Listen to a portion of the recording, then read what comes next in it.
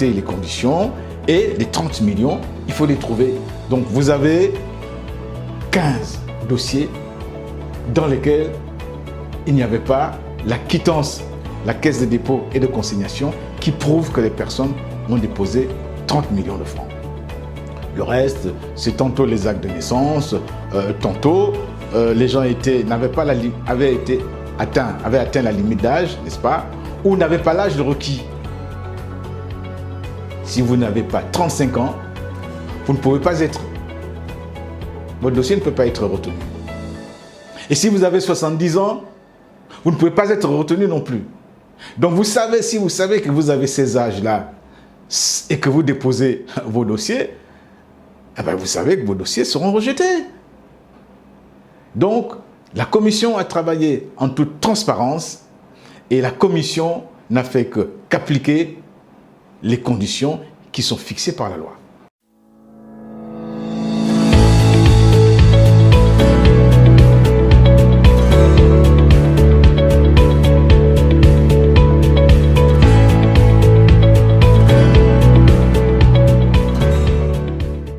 Alors, il y a deux choses.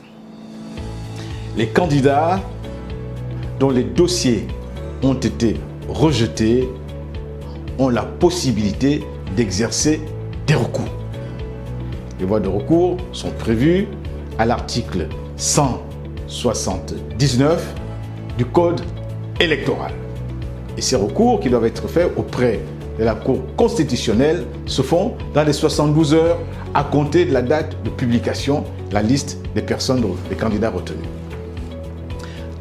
Ça, c'est la voie légale. Eh bien, si plutôt que de choisir la voie légale, on va sur les réseaux sociaux où on agite des villes mortes ou des villes moribondes, cela signifie-t-il qu'on s'écarte de la loi? Or, ce qui doit caractériser les personnes qui aspirent à diriger le pays, c'est-à-dire qui aspirent à exercer la fonction la plus éminente de l'État, ce qui doit les caractériser, c'est d'abord le respect de la loi, c'est la légalité.